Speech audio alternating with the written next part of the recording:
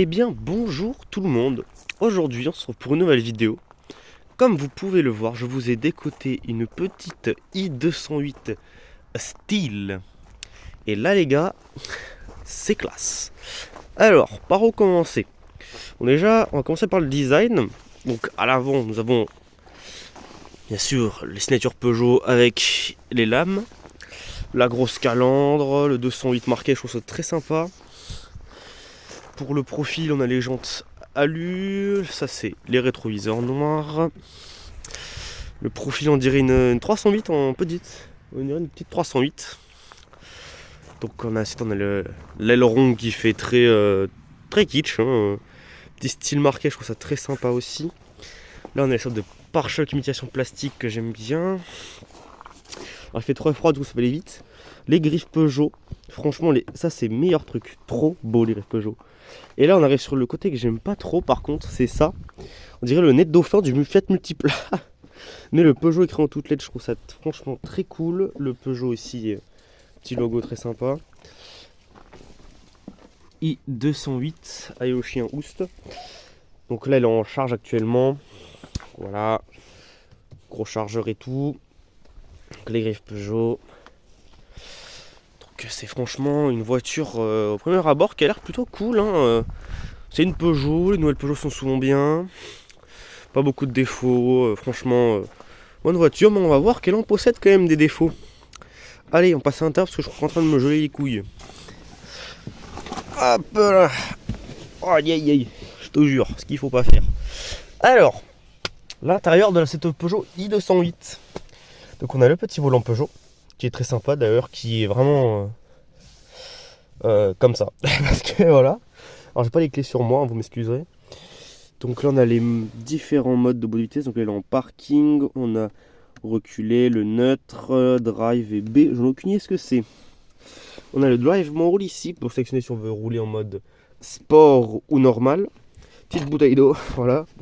Boîte manuelle, hein. Hop, tac. La boîte à gants qui est franchement plutôt pas mal, plutôt spacieuse. Là il y a des trucs plutôt modulables, c'est franchement pas dégueulasse. Le fameux piano de chez Peugeot. Hein.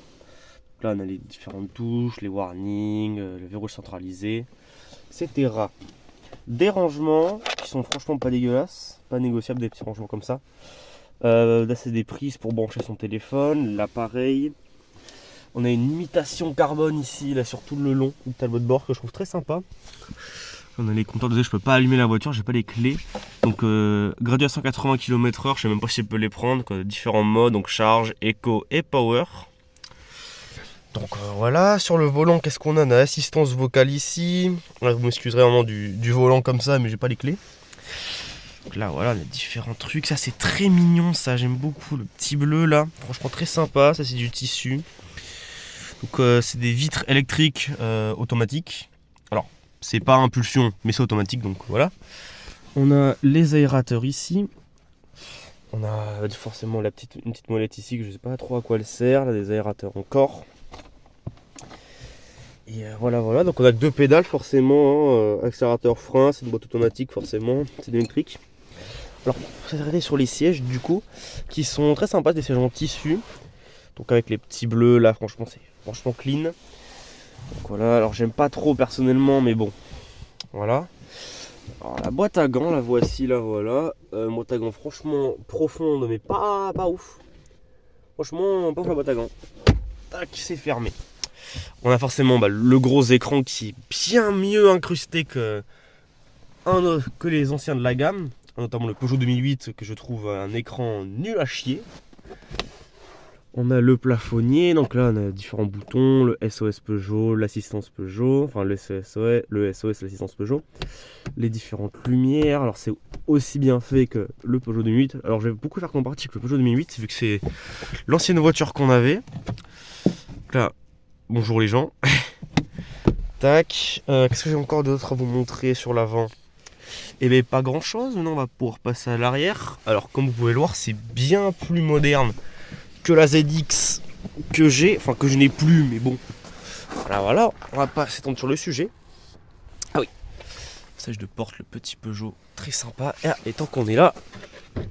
Tac. Le capot. Alors. qu'est-ce qu'on a comme monstre là-dessous? On va faire que je trouve le truc, ça va être encore long et chiant. Ah, trouvé. J'ai un talent pour ouvrir les capots, moi. Et dit. Alors, attendez. Hop.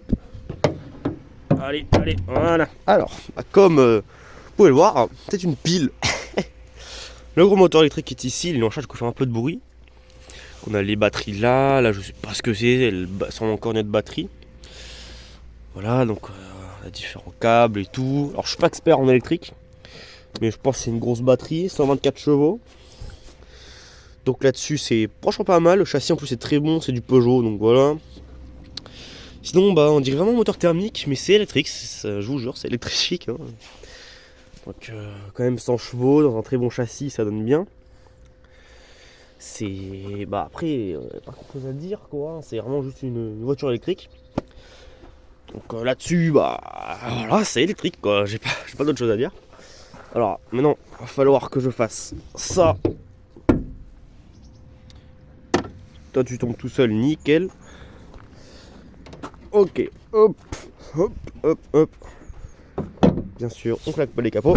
Hop là. Alors on va passer au côté le plus délicat de la voiture, les places arrière. Alors oui, c'est un peu crade, hein, vous me pardonnerez.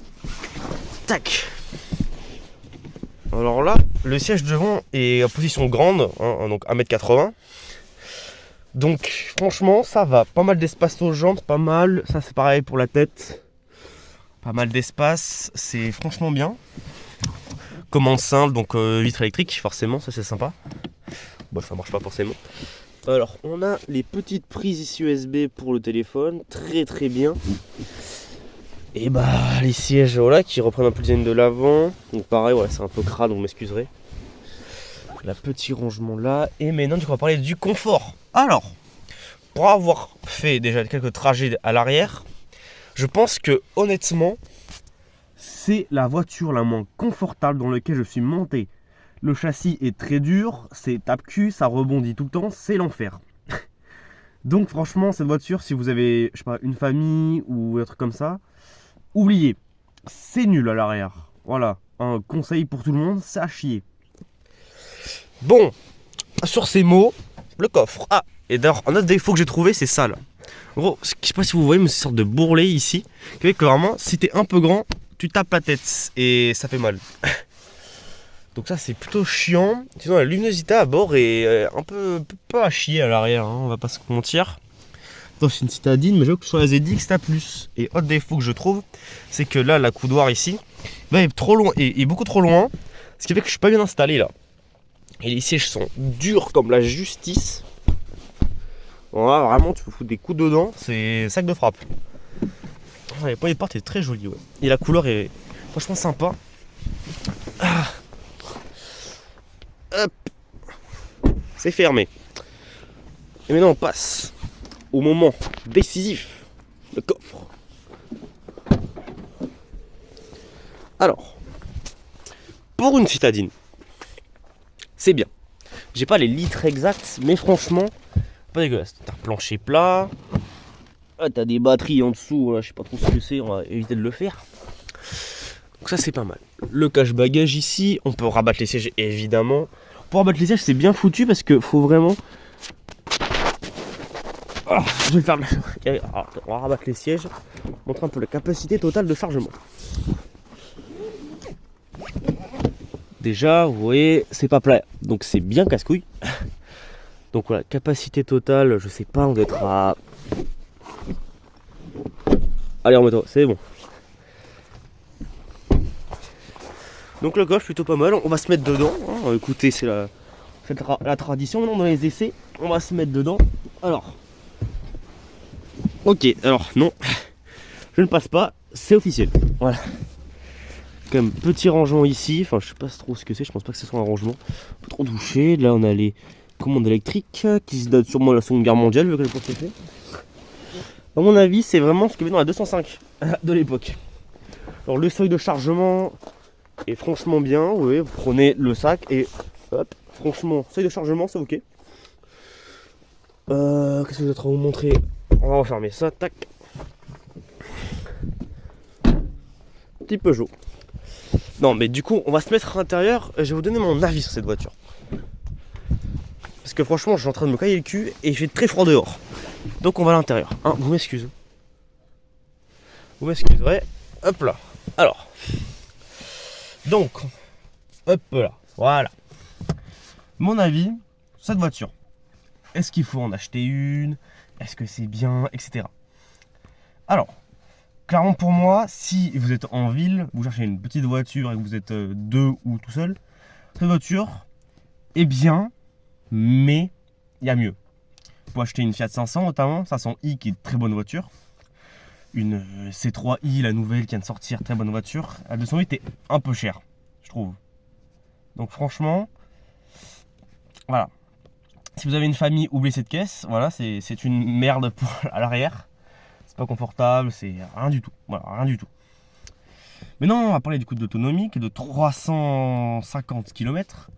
Clairement, pour moi, pour mes parents, l'usage qu'ils en font, c'est une merde. C'est-à-dire qu'il faut la recharger tout le temps. Ma mère fait beaucoup de routes, du coup, c'est pas rentable du tout. Si vous habitez dans la campagne, c'est mort. Donc, ou si vous habitez en ville mais vous bossez à la campagne, c'est mort pareil. Trop de routes, c'est non. Mais bon, si vous avez envie de vous acheter une Peugeot moderne sans trop vous ruiner, je pense que c'est l'une des meilleures caisses à acheter. Déjà, le châssis est incroyablement bien. Un très bon châssis, moteur suffisamment sportif. C'est une bonne voiture. Bonne voiture, mais avec un confort beaucoup trop laissé à l'abandon. Ce qui est franchement dommage. Mais bon, que voulez-vous? Sur ce, c'était Ravi. On peut toujours laisser de la Peugeot i208. Et à la prochaine.